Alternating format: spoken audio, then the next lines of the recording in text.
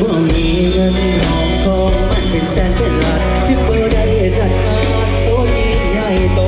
บ่ได้ใส่สุดโกโหรูลาก็บ่สำคัญถ้าเอาหักกันดอกหัวใจขอฟ้าดินเป็นพยานผู้กองสองเอาขอผู้เฒ่าขอแม่ผู้แทนบนไทยสู่ความลับเจ้ากับนายสองคนงานของคนจน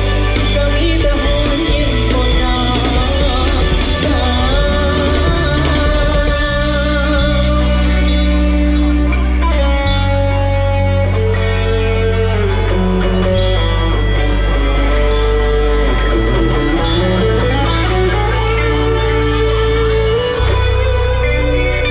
จากน้องพราขึ้นมาทั้งเวทีแล้วต้องได้ย่างสองขาเพราะว่าย่างขาเดียวบ่ได้เป็นเกินมาเป็นทีเป็นทองนะต้องไปมาเกินครูของเขาอะไรกันที่นี่เกี่ยวกับรวมนะเกิดรวมคนเสือน้ำกัดเจ้า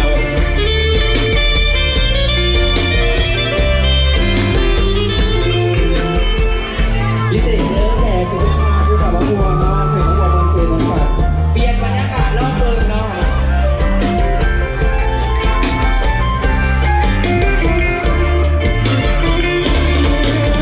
มาพบน้องเหนือท้องยังท้องลมหนาวได้มาพบสาวยอดยาวที่เขาลือกันตาเยือนถึงชีวิตดินแดนแคว้นสารวันอายอยู่นครเวียงจันทร์จึงอยากผูกพันกับน้องแก้วตาสาวน้ำใสไม่ไปก็บ่ลืม สมคำลืมสาเมื่อได้มาพบน้องคนดีลูกหลานองค์แก้วสมแล้วที่เป็นสตรีดาวบ้ายบุญโชคดีเป็นพ่อนายืนที่งามใจยาใจเขตใต้แดนสารวันอยากได้จอมควันมาอยู่เวียงจันทร์สร้างฝันกับไม้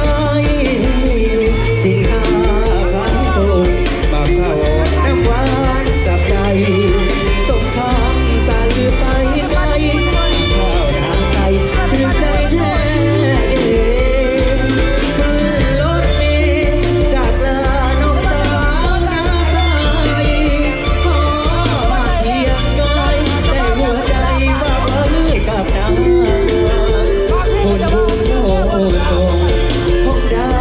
ทรงปรารถนามาอยู่เป็นคู่สีวาให้ปรารถนาน้องสาวนาใส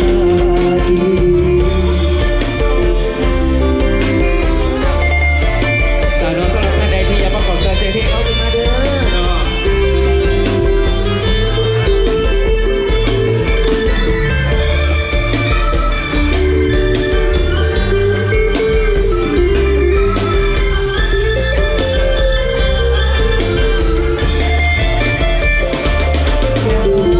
ใส่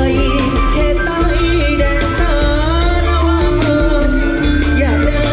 จอมควันมาอยู่เวียงจันทร์สร้างฝันกับไม้สินค้าพันส่งบางข้าวน้ำหวานจับใจส่งของสาลือไปไกลบางข้าวน้ำใสชื่นใจแท้ขึ้นรถเมล์จากลาน้องสาวนาใสขอห่างเพียงกายแต่หัวใจฝากไว้กับนางบุญโอ้ส่งคงได้